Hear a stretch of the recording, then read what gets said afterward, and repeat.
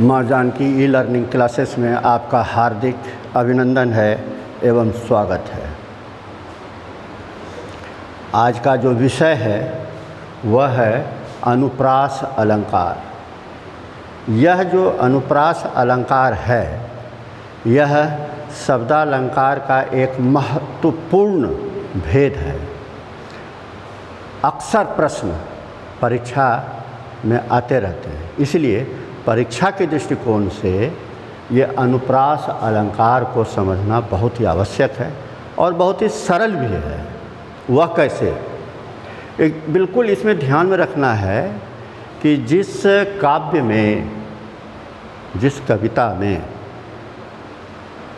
वर्णों की आवृत्ति हो वहाँ अनुप्रास अलंकार होता है। वर्णों की आवृत्ति, बस एक इसको ध्यान में रखना है। वर्णों की आवृत्ति जहाँ हो वहाँ अनुप्रास अलंकार होते हैं। अब इसके कई उदाहरण को भी हम लोग देख करके इस बात को जांच लेंगे, परख लेंगे कि वर्णों की आवृत्ति क्या है। अब यहाँ देखिए, यहाँ पहला जो उदाहरण है वह है तरनी तनुजा तट तमाल तरवर बहु छाए। अब इसमें देखिए त त त त त यानी व्यंजनों की आवृत्ति हुई है, इसीलिए यहाँ अनुप्रास अलंकार हो गया। अब देखिए दूसरे उदाहरण को देखें। इसमें है चारु चंद्र की चंचल किरणें खेल रही है जल थल में। अब यहाँ पर देखिए च च च की यानी च व्यंजनों की आवृत्ति हुई है, इसलिए यहाँ अनुप्रास अलंकार होता है। अब तीसरे उदाहरण को देखें हम लोग। विमल वानिने वीणा ली, इसमें वो व्यंजनों की आवृत्ति हुई है।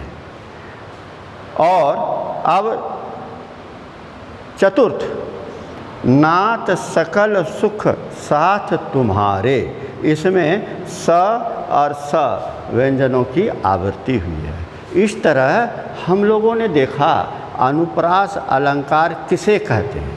इसको देखने के बाद, ये चार उदाहरणों को देखने के बाद हम लोग आश्वस्त हो गए कि ये वर्णों की आवृत्ति क्या है और वर्णों की आवृत्ति कैसे पकड़ी जाएगी। परीक्षा के दृष्टिकोण से ये परीक्षा में जो प्रश्न आते हैं वह किस रूप में आते हैं, जैसे तरनी तनुजा तट तमाल तरवर बहु छाए, ये दे दिया गया और इसमें कहा गया इसमें कौन से अलंकार हैं। तो बस आपको लिख देना है कि ये अनुप्रास अलंकार है। और बढ़िया है जब इसमें आप और लिख देंगे, थोड़ा सा विशेष हो जाएगा, खास हो जाएगा। इसमें तो वर्णों की आवृत्ति हुई है, इसलिए इसमें अनुप्रास अलंकार है। अब देखिए कि यहाँ पर अब जैसे CBSE ने निर्णय लिए कि टर्म 1 की परीक्षा में ऑब्जेक्टिव टाइप का देंगे, तो इसमें ऑब्जेक्टिव टाइप के प्रश्न इससे बन जाते हैं, बिल्कुल बन जाते हैं। जैसे ये दे दिया गया तरनी तनुजा तट तमाल तरवर बहु छाए, और इसमें अब आपको 4 ऑप्शन दे दिया गया कि कौन कौन सा ऑप्शन दे दिया कि एक ये अनुप्रास अलंकार, दूसरा दे दिया श्लेष अलंकार, तीसरा दे दिया वृत्त्यानुप्रास अलंकार और चौथा दे दिया आपको उपमा अलंकार। अब इसमें से किसी एक को आपको चुनने हैं। तो आप यदि ये जानते हैं तो तुरंत आप एक नंबर को आप लगा दीजिएगा सही, क्योंकि वह अनुप्रास अलंकार है। तो इसको आगे जो टर्म 1 की परीक्षा जो नवंबर और दिसंबर में होने वाला है, तो इसके लिए आपको भी तैयारी कर लेनी है। अब आइए कि अनुप्रास अलंकार के भी भेद हैं, यानी कि उसके उपभेद हैं। क्या हैं?